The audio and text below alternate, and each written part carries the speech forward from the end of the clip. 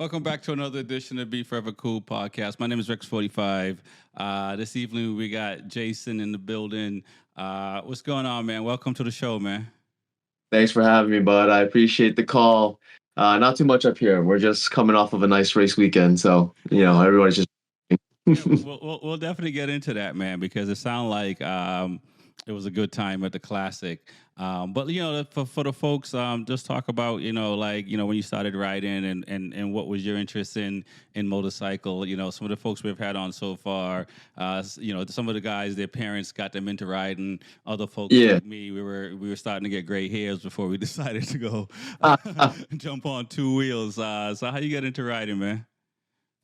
So I didn't really like bikes when I was younger. I kind of just had a weird way of getting into bikes. My sister picked up her very first bike, like a Ninja 250 back in the day, and she brought it home. And being kids of immigrants, my pops was like, I hope you bought a coffin with that motorcycle, because so they're very against bikes. Oh yeah. That was kind of first foray, and I always thought it was super dangerous.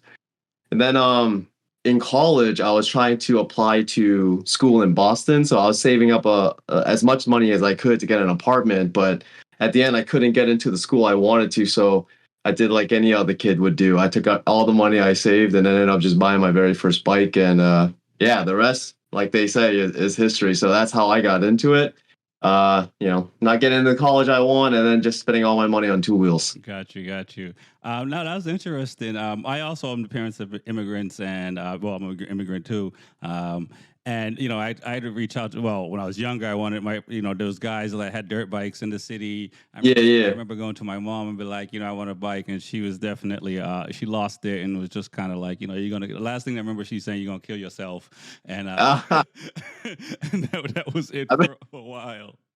I don't think anyone knows the pains of being an immigrant or the kids of immigrants, where they're very strict and they want to play it by the book. So you're out here spending money on things that don't really make sense to them. They're gonna come at you pretty hard. Yeah, for sure, and it definitely did. That was pretty interesting that your sister also just decided to just do it regardless. I mean, Oh yeah. that was pretty bold of her. Yes, I don't know how old she was when she got it at the time. I remember I was in high school, but needless to say, once she brought the bike home, she didn't stay home very long after that. Like my parents are pretty strict on that stuff. So they're great now. She still rides. My brother rides too. My younger brother has like a small interest in it, but they're nowhere near kind of like where I'm at with bikes. So Gotcha. it's nice to see that progression in the family for sure. Oh, that's pretty dope, man, for sure. And so when you got into it, and so did you grow up in Mass, or did you? It's a mixed bag. When I tell people I'm a boat person, I literally came from a boat. I My parents fled Vietnam in the late 80s, and not a lot of people really know kind of like the situation over there, even after the war and all that stuff. They wanted a better life, and being in a communist country wasn't part of the ideal. So in the middle of the night, they kind of just hopped on a boat with a bunch of other people and set sail. Didn't really know where they were gonna land, and Right. luckily they in Hong Kong, and they just spent the next couple years seeking asylum for the states. And I was born in a camp over there, so it's a very interesting story. I got to meet some of the people that they fled the country with last year. They held like a 30-year reunion of some Wow. sorts at my house. So it was nice to kind of just see that interaction with the people that, they had to endure that whole adventure with. Right. And I don't know how old you are, and we won't. I don't want to stay on this too long. But did you understand all that when you were like younger in the high school days and stuff like that, or was it something that later in life you kind of, it was more grounded, for lack of a better word, I guess. As a kid, I had not a care in the world for it, but as an adult, Yeah. it's all I want to know. Like I want to know the country from my parents' point of view. I want to know all the strife that they had to go through. So yeah, for sure. As a kid, I took it for granted, the stories that they would tell, and now as an adult, that's all I want to hear. Like I want to know where my family came from, and it's not like people who live in the states. A lot of they don't have those kind of stories. They don't have life or death situations and things like that, so they can't hardly relate. Right. So whenever I hear my parents talk to their friends or their friends tell me stories, I'm all ears because I don't want that part of their life to go unnoticed, you know? So I kind of want to keep it going. But yeah, long story short, as an adult, all I want to ever hear is just their stories. Right. No, I definitely feel you there. It's something that, as an adult, my story is different. I mean, I was born in Jamaica, came here in the early 80s, and no war or anything like that. I mean, we have a different war, but Yeah. not in the same sense of Vietnam.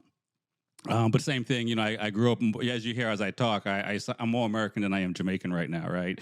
So, so, Oh, same here, man. so, it is one of those things that growing up, but then, yeah, as a teenager, I was more immersed in the American culture, and it wasn't in later, in my early 20s where it was just kind of like, okay, let me learn about what's going on and get a better understanding. It's, I mean, again, we're here to talk about motorcycles and stuff like that, but it definitely grounds you as a human being when you know where you come from and you know your history, and Yeah. it makes it's a profound effect.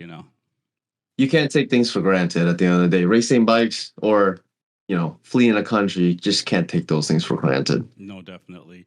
And speaking of the bikes, so now you got into a bike, you were riding around, learning Boston, and somehow you ended up at Loudon. So what was that like? Was it a few years on the streets? And it wasn't just you, because it was a whole crew. I remember when I first got there too. Yeah. I think we might have got there Oh around the man. same time. So it was definitely you guys had a whole It crew. was a lot of us. I felt like it was an invasion at the track for sure. Right, right. Um, so like I picked up my first bike in 2009, just freshy. And like 2.5 months later, as most freshies are, I crashed on the streets. Right, right, Um, right. Went too wide, hit a guardrail, totaled the bike, and usually people would be scared having things like that happen. For me, I was like, yo, when can I get another bike? So I spent that first year just riding alone. I had no friends to ride with. 2009, before like the real age of the internet, I had no idea of anybody around me that rode sports bike or how to even ride a sports bike correctly. I just Right. took the class, got a bike, and started riding. Funny enough, like the crew that you mentioned, when I was in high school, they would always post up at this Dunkin' Donuts in my town. So I would drive by this Dunkin' Donuts late at night, and it would just be these old Asian dudes with bikes that are always there. And I'm like, look at those guys, losers. And then one day on a Nesser forum, the New England Street Riders forum, one of them reached out to me and was like, "Hey, we have a ride this Saturday. Come through." They told me Right. to spot, and I was like, "Oh man, it's the Dunkin' Donuts dudes." But long story short, man, they took me in. They showed me everything, how to ride, gear, things like that, and it was very quickly that it became like my second family. And when I do things all ass. There's no half ass. So like when these dudes took me in, I spent all my time just learning, just like being a sponge. And those guys were already doing track riding, and without them I would never go to Loudon or race or anything like that. I owe so much to these group of guys that I still talk to this day, and it's been 13 years going on now. So yeah, that's how we got in, one fateful day at a Dunkin' Donuts parking lot. Got you, got you. And talk about your first experience at Loudon, because I mean, I still remember mine. And what was that Oh, like for you? Getting up there. I guess it helps when there's other people that's already gone and done that stuff, so you're not completely brand new. I've definitely seen some people who are show up on their own, and it's a little different when other people have done that. So what's that? What was like your first memory like going up back then when it was LRRS? yo, big ups to those guys because they had trailers, they had race body work, they really helped me because they wanted to do what everybody wants to do now, and that's to get people to the track. So they see this kid who's just green in the eyes, and they're like, all right, we're gonna help him do Right. his thing. My first track day, I think it was end of September 2011 with Seacoast. Okay. My very first track day, I had just bought a secondhand suit. I'm in my squeaky new boots, and I just look at the track, super intimidated. My guy, I was just like, what am I doing here? But first session out, you're just learning the track and things like that. You come back and you have this stupid grin in your face that you can't wipe off, Right. no matter how daunting the track might be, this corner, that corner, the bowl, 11, whatever it may have you. I was just excited just to be there. Right. Like I could have just been a passenger for all I cared. But the fact that like I was at the track doing some things that most people don't really do was fun for me. So yeah, and those dudes, they helped so much. They made it so easy to just be able to do those things. Right, right. No, I listen. It's nice when and that same thing. My experience, Jesse and Ian and Lloyd and those guys. Jesse and Lloyd. I bought Jesse's old his first race bike, and that's how I got to the track and got in Garage 4 and stuff like that. And Yeah, over the course of time, though, you realize like that racing bike community it's crazy because I've always said this. It's like if I'm pulled over in my car on the street, nobody stops. If I pull over on my bike and I'm making a phone call, people are checking if I'm good. Like yeah, yeah. the bike community is such a beautiful community. And getting out there, and so before you got to the track and doing all that, did you like follow like motorcycle racing and were you into that scene at all, or was it like just kind of like all new? Because for me, it was all new. So Yeah. No, it's the same. Like back in '09 when I started, the only way that I was consuming information was magazines. So I would used to get like this is when I was still working at my parents' restaurant. So I would take a 5 bill from the till and then go to CVS and buy myself a motorcycle magazine. I would just read it cover to cover every single day. And when there's a new issue, whatever the publisher is, that's how I just got my information. And as far as track riding, one day I flipped over a cover and there was Valentino Rossi. Like I didn't know who he was. No one, like for me, I was just like, oh, look at this guy. And there was just a set of numbers next to him. I think it was a Bridgestone ad. okay, Um, and it was just '01, '02, '03, '04, like subsequently. And then I realized later on those were his championship years. But I looked at this guy and I'm like, who is this guy? Why yeah, like the back cover? And then after that, I was just like immerse myself into GP and things like that. I got into GPs before I got into track riding. Like I just found it by chance, and I just got sucked in so freaking hard. right. So yeah, it Uh, was just magazines for me, my man. Nice. That's what's up. And so did you like follow like the back then I guess it was AMA championship. Did you follow that at all? And besides the GP stuff, um, I was I was a broke kid that had no money for a cable subscription or internet, so it was hard for me to follow. yeah, yeah. Um, I would have to like wait for a rerun late at night or something like that, or like try to find it on YouTube later on. But no, I didn't even get into AMA now Moto America until maybe the last 3 or 4 years, to be Gotcha, honest. gotcha. But during that time, I was just consumed with Rossi, Rossi, Rossi. As Right. most kids, Yeah. like it was hard to get away from that. For sure, yeah. I know. I didn't start following any of the pro racing until probably 2015 myself. Yeah, Like I said, it was definitely later in life. I didn't even consider racing, much less riding a bike. I was more on the streets and making cars go faster and that kind of thing. yeah, yeah, It was always something I wanted to do, and again, it was one of those things like it was like not say now or never, but it was one of those things like, all right, man, if you're gonna do it now, you might as well. And so I kind of just like 20. This is 2012, and yeah, I bought my first bike from Seacoast, and you mentioned them, and which is crazy because the even though the motorcycle community is really great, finding the right dealership or the right people to buy parts from is not always an yeah, easy task. It's not, I shouldn't say easy task, or good experience. yeah. No, it's definitely hard. It's like building friendships. You want to build relationship with these people, especially if you get into track riding or you're doing this more on a hobby level than just an everyday guy. Like you want to build those relationships, and finding good relationships is very hard. So when you do have a dealership that takes care of you, or mechanics that knows what they're doing, that won't shoot you in a circle, like those are hard to find. And when you do get them, you just got to hold on to them. So I know why there are people that prefer one shop over another. It doesn't matter to me as long as they treat you right. Like you're gonna get my business. Right. Yeah, and I completely agree. As long as they treat you right, and for me, and I'm not trying to bash any of the folks out there, but I think in New England, where it's more seasonal than down the south, it's different because it's well the South they're dealing with the tourist business, so they're trying to make their money in Yeah. 6 months. I think in New England, the motorcycle community is trying to make most of their money can while the sun is out and everybody can ride. Yeah. And sometimes some of these people.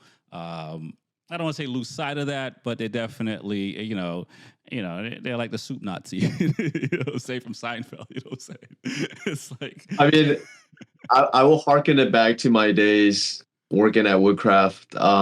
Full disclosure, I did work at Woodcraft for a solid number of years, and what Eric taught me there, I still hold to this day in any job, whether or not it's in the motorcycle industry, or in corporate that I used to be in, is you treat the customers right. Like you do good by them, they'll do good by you. And he's taught me that since the first day I opened the doors there, and I've never forgot it. So for me, it's always I strive to find a place that treats the customer right, regardless of like what the bottom line is or how much money they can make off of you in a certain amount of time. If they treat you right, you'll come back, right? I mean, that's kind of the consensus. So however much money you want to spend with them, spend your money. But as long as they treat you right, it's a good place to be spending it. yeah, no, I completely agree. I definitely agree with that. Now, so you've raced for a number of years, and then from what I could tell, you stopped racing. So let's talk about that. What Ah, because you guys were pretty quick from what I could tell, and so forth. So obviously, just speak for yourself. If you want to talk about other people, it's fine. But yeah. what was that Oh, like, and what was going. so when I came up to the track, I initially wanted to do it by myself, but then I got a couple of my lowrider friends to come on, and we made MSG racing, and we raced at Loudon from like 2015 to 2017. And during that time, it was a hell of a lot of fun. Don't get me wrong. It was so much fun just to be at the track. I treat it like a mini vacation once a month for 7 months out of the year. I get to be with people who enjoy doing the things I love to do. I get to do the thing I love to do, and I get to be away from home and work and all that jazz. But during that time, I was working two jobs, helping out my family's restaurant in the afternoons and on weekends, and then working at Woodcraft during the 9 to 5 grind. My commute was terrible. I didn't have any work life balance before work life balance was really a thing post COVID. Mm-hmm. So by the end of 2017, I was just burnt out. I've done 5 years of 60 hours, 70-hour weeks, no personal life, no time to think. And I was getting burnt out at my 9 to 5. Right. I took that time and I reevaluated my priorities in life. And I thought if I was spending $1,000 every weekend to go racing, that's $7,000 a year. I could take that money and I could go somewhere for that time. So everything kind of just culminated into me wanting, like me being burnt out and me wanting more from life than just working. Right. So I saved up all my money for a year. And in 2019, I said peace to everything. Like I put my life on hold here, and I just went backpacking Southeast Asia and traveled alone for half a year, kind of, like a finding yourself trip, Right. but then also just enjoying things that wasn't bikes, that things that just wasn't burning me out. And yeah, I came home with a hell of a lot of stories and a hell of a lot of memories, man. Like I don't regret that. Right. But I think I'm sorry, go ahead. No, I was going to say, as before I let you continue, it rolls off your tongue easily, but I gotta say, a lot of people would be like, save for a year and then go find myself. I mean, did people Yeah. think you were crazy? Did you think you were crazy? Did you you know what I'm saying? Your parents? I mean, what did they? Yeah. Oh, yeah. My folks were like not happy with it because I managed the restaurant for them too. So Right. when they're like, if you were gonna go for a month, that would have been cool. But 6 months, like how? And I was like, hey, I did all I could. I did everything I could for the last couple of years. I think it's my turn to like soak something up. But to the point, you're right. The viewers and the listeners is probably like, wow, this kid make it seem so easy.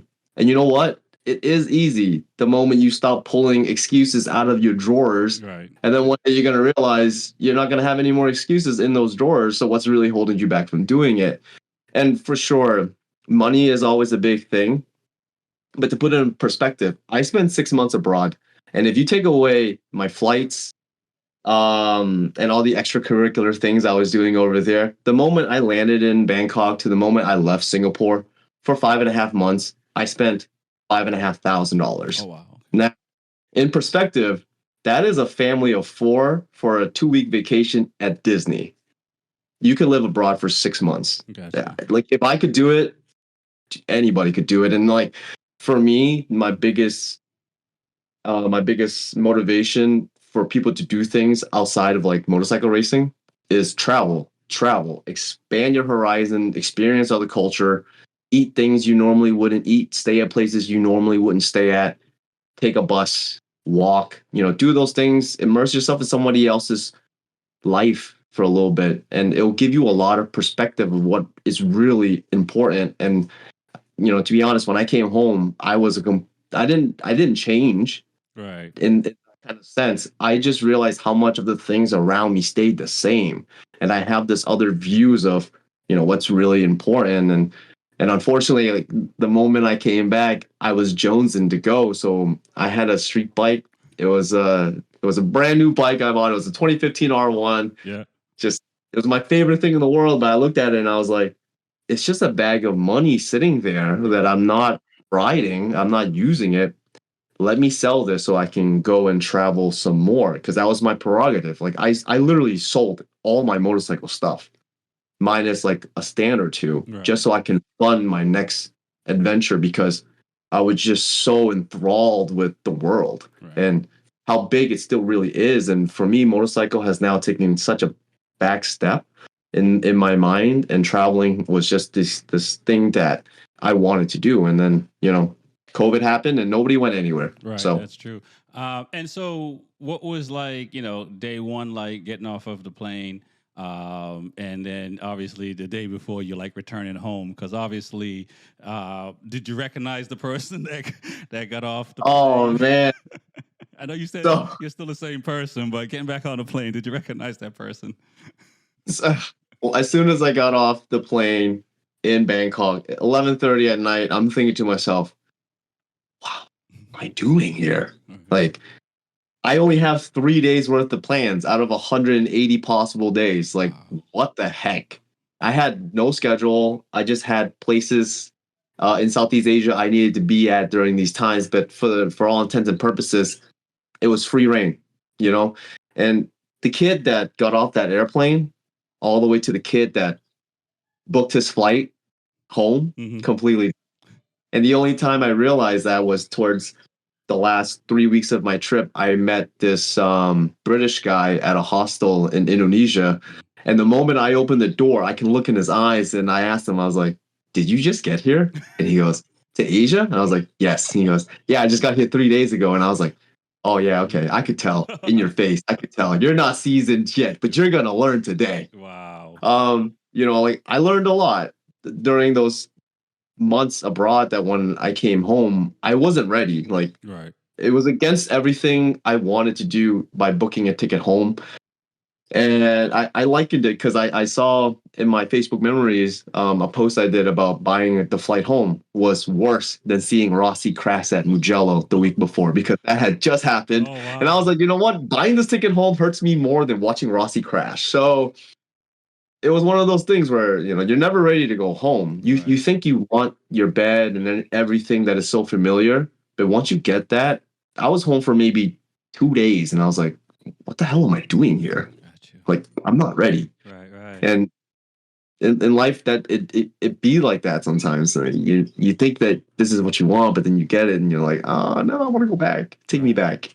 And so now, what's life been like that coming back? And because what I can tell from social media, you're not sitting still. You're still. It seems like that bug is still that event that It, that curiosity for adventure seems to still be there. And any what I can tell again, the moments that you can do that, you're definitely having an adventure. yeah, when I got back and everything got settled and COVID was over, like 2021, I ended up buying a street bike. My first bike in a couple years without having anything, and that slowly rode into like, oh, I love bikes. I want a bike. I'm riding again. And then my job at the time, laid me off. And I've never been laid off before, so I was just sitting there, kind of like taking stock of the situation. And it was literally one day. At the day after I got laid off, I was like, well, I guess I'll just go travel. I mean, there's nothing else here. Right. So after that, in late 2022, I bought a one-way ticket to Latin America, and I spent 3 months kind of just doing the same thing. And this time around, I You're was not seasoned. sure. Well, no, I mean, like, I was seasoned, Right. but I was also I was more scared this time around Okay. because, like, you know how you do something for the first time and you get that feeling, whatever it may be, like the butterflies, the Yeah. adrenaline, or whatever, like Yeah. the memories you have are so amazing. But to do it a second time, you think, will it be just as good? What will I feel this time? I've already felt everything I thought I could feel. Right. Right. So why am I doing this again? And funny enough, like one of my old teammates, he ended up moving down to Miami, and Miami was a layover point for Guatemala. So when I was in Miami, I was looking for any and all excuses to not hop on that plane. Okay. I called him up and I was like, "Hey, Chris, what are the chances you can just house me until I figure things out? Like, I don't want to hop on this plane." And he goes, "I got you. You say the word, I'll pick you up." Right. So I'm standing in line for the ticket counter because they were giving out vouchers to delay your flight. And I'm like, you know what? I'm not ready. I'm just gonna delay my flight. And then all of a sudden, this girl snakes me. Kind of like, an expert passing you on the outside of turn one, just blowing your doors off. Yeah. Yeah. So she cuts in front of me, and I'm like, she gets the voucher or whatever, and then I get into the front of the line. The lady goes, "Hey, that was the last one. We have no more." Oh, Like, you gotta go. yeah. And then I was like, "This is the universe telling me I need to go. No matter what I feel right now, I gotta go." Got you. And like 3 months later, zero regrets on that one either. And I felt more things the second time and experienced more things and seen more crazy things than I ever thought I could realize. I mean, not a lot of people can say they were in Peru during a coup where the Right. government went complete tatters and like you can't get out of the country. So, things like that and like hiking volcanoes, riding mountain bikes at 16,000 feet, like who does that? Right. You do. Uh, there's a little bit, I was gonna say, what's but next? Now, is that part of the I don't want to say the reluctance to get on that plane the second time? Because I can I'll say like I write poetry, I write music, and sometimes I write something I really love, and yeah. then I try to outdo myself and get disappointed. So is it something like you thought you might not be able to outdo your first trip, and you're just kind of like, maybe this is it. This is perfect the way it is. Let's not Yeah. mess with that story whatsoever. Exactly. I totally thought it was that. I was like, you know what? I'm gonna leave that narrative the way it is. That chapter has been written. That part of my life has closed. I'm a better human being for it. There's nothing that could come out of a second chance at this. Right. And man, was I wrong.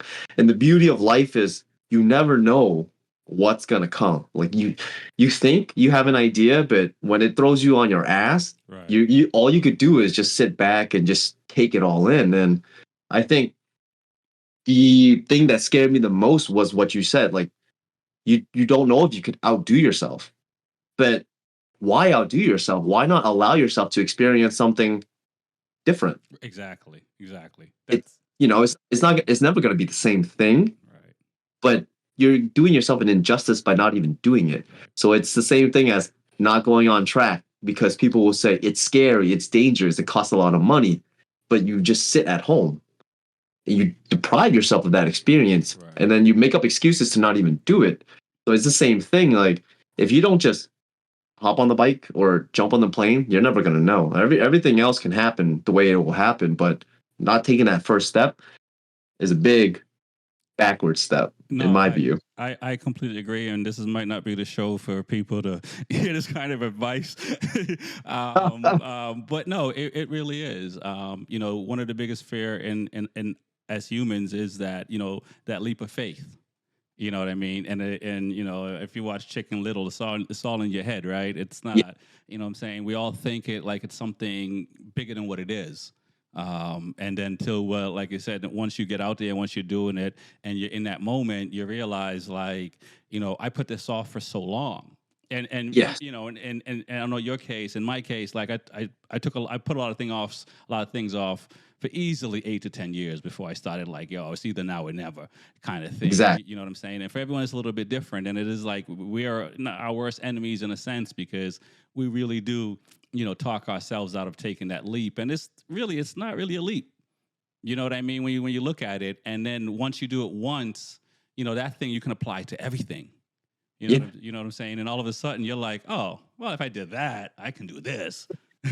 exactly. But it's for me in my personal life these days. I'm always pushing my friends to do things out of their comfort zone. Like, just do it.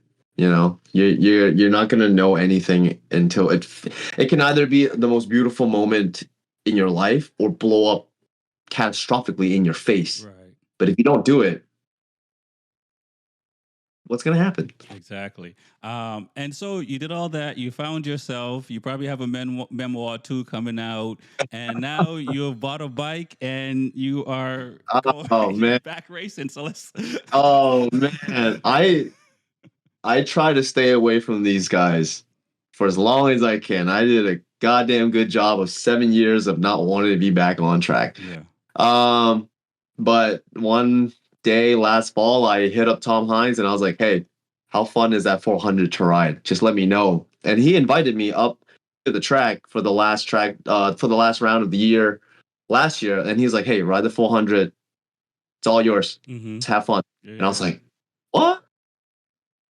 So I went up there, first time in 7 years, laced up the boots, put the suit on, got a little chunky over that time, and you know, my first thought was, just take it easy, just have fun, yeah. just Right. have fun. Right. It's a track day, just have fun. Nobody's gonna win a track day. But I got out there after the first full lap. I just like put my head down, and it was just business as usual, right where you left off. Um, so yeah, I pulled back into the pits, man, and like no one could see it underneath my helmet, but there was a grin ear to ear, my dude, and I was like, oh, dude, I've missed this so much. So much of this I've missed. Right. Oh yeah. So you bought a bike, put it together. Yep. Yep. I like literally a week after I rode Tom's 400, I was on Facebook and I found a Ninja and I was like, you know what? It's a good deal. I ended up buying it with the intent of building it over the winter, and yeah, even that was like a whole mission in itself. I underestimated how much work it took to take a street bike and prep it for a racetrack, you know. And I've never built a bike from the ground up. I've always Right. bought track ready Yeah, bikes yeah. that already have body work and things like that. So you So, broke a lot of drill bits. oh, I broke drill bits. I've snapped bolt heads. I've done all the things you could do. I've Yeah. gotten frustrated, moments of just anger in the garage, Mm-hmm. shouting, late nights. It was a whole gambit. But for me, the experience of finally building something from like pretty much nothing was very rewarding. And that process in itself, I took a lot of um satisfaction in it, like making phone calls to industry people that I knew back in the day, and like getting parts, putting them on, making sure this fits, that fit, fabricating some stuff. It was all just therapeutic. Something that I haven't had in the last couple of years, especially being home. I guess I needed just to get like all that, you know, creative energy out in a different sort of way. So yeah, building that bike was amazing. It was a nice process, minus all the screaming and yelling and snap bolts. So Well, it's what it's can you it's do? nice to have you back racing, man. Because that's one of my since I've been racing. I guess in 2013, I've raced every year, and one of Yeah, my biggest fear is taking like too much time off because I feel like I might not get back into it. You know what I'm saying? yeah, Because it is what for not to say, for some people, as we know, they walk away and they haven't come back to racing again. And so to find the urge right? Yeah. And motivation and all that to come back out and see you out here now doing it. And I mean, when I moved down to Florida last year, but I've been like from the pandemic on, I've been kind of racing up and down the East Coast and less at Loudon.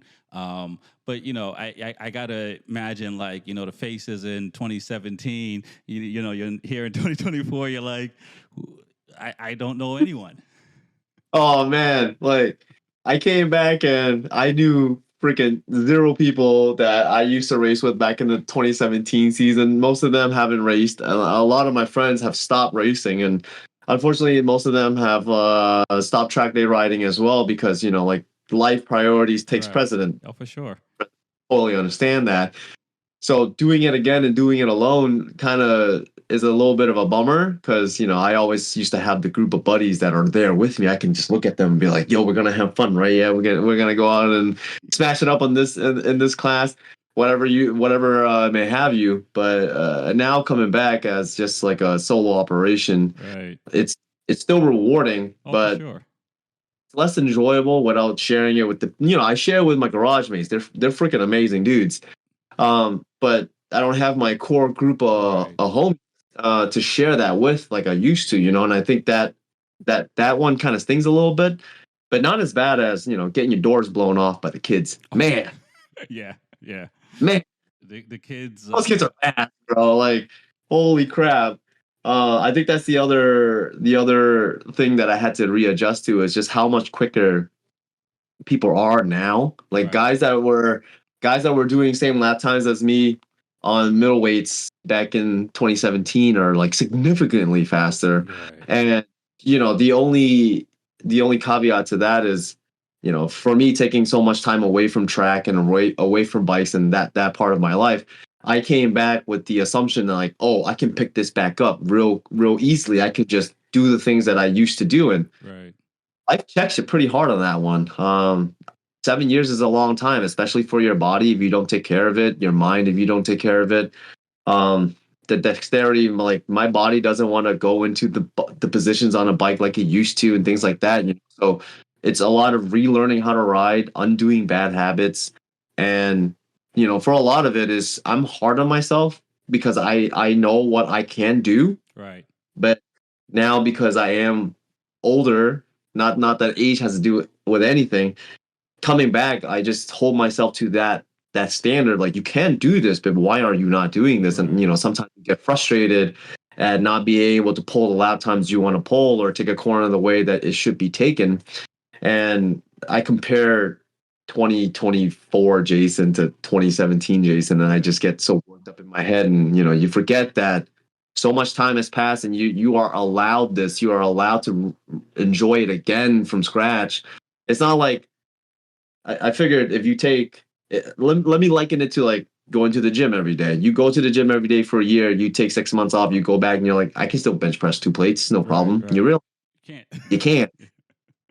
You better have a spotter. Right. So for me, it's just, not being so hard on myself and just kind of enjoying being up there. And, I was telling people the way I look at race weekends now is just basically it's a vacation again. I get to go up here and do nothing but eat food and ride all weekend. Like Right. there's no better takeaway from that. And, if I can get a nice couple battles in, hell, I'm for it. But I've have such a much more relaxed approach to race weekends nowadays than I used to back in 2015, 2017. So Right. it's a much different vibe for me now. Like I'm up there just to have fun.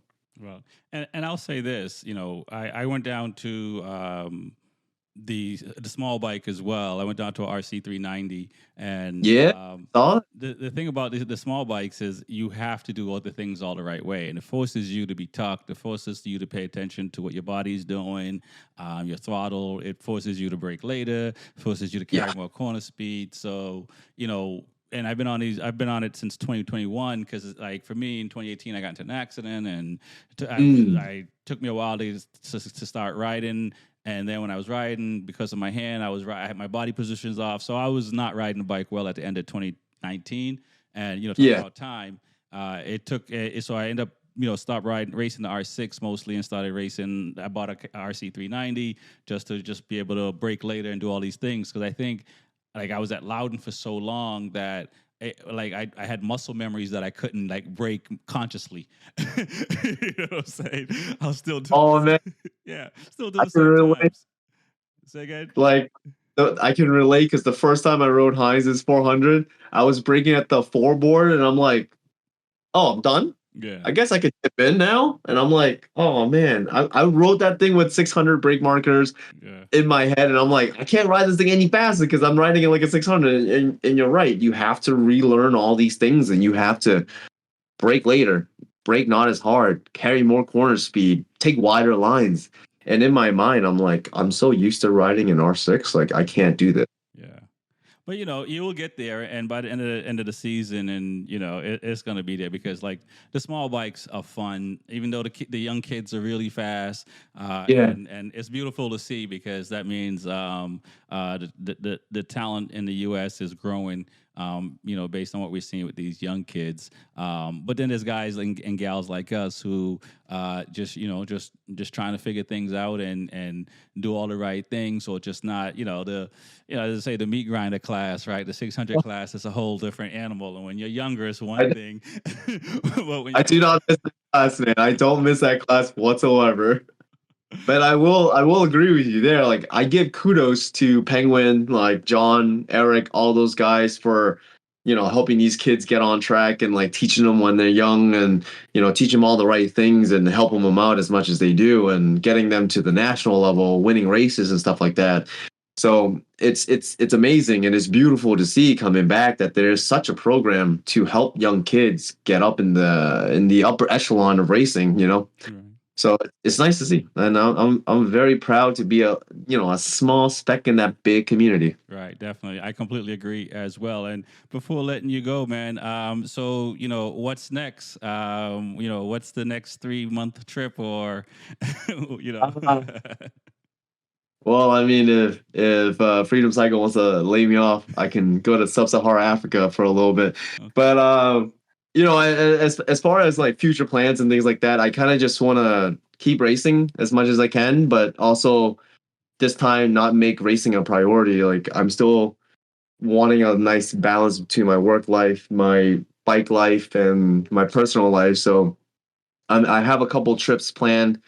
Over the last couple years, I don't know if you've seen it, but like I've taken a week out from just the world and renting a camper van in some new states, and then just hiking national parks, camping in the wilderness, and pooping in a hole. So I look forward to that trip every single year. I got some good buddies of mine that aren't into bikes at all, so that makes it more amazing for me that we can just enjoy each other's company. But yeah, I like to continue racing, trying to get the lap times down, do a lot more tracks this year, and hopefully I can do some more next year. Maybe you'll see me down in Florida at the end of the year. If Hey, somebody out there wants to take my bike down, please let me know. hey, I'm listen, just if if you need a bike to ride, I got an R6 on the KTM, man. So, Oh God, no, no, no, no, no. I okay. rode my buddy's R6 on the street a couple weeks ago, and I'm like, how did I ride this thing? It's too fast for me. I will enjoy myself on a small bike. Thank you Okay, very much. no worries. Yeah, tell folks how they can find you on social media, man, and on your YouTube page and stuff like that, and Uh, if you my want. you. Yeah, yeah. No, I mean, like, I'm not all that interesting. So, I mean, on Instagram, it's the roaming noodle. You'll get a good dose of noodle action, some bikes, but a whole lot of traveling. My YouTube, I think it's the racing noodle, something with it, like the adage is there. But yeah, I'm gonna try to put out a little bit more content this year, bike related and stuff like that. So if you guys catch me, you can catch me on those two things. No doubt. Well, thanks, man. Thanks for coming on, man. You're listening to the B4evaKool podcast. My name is Rex45. We have Jason in the building tonight. Thanks, man. Peace. Anytime, man. Anytime. An honor to be on here.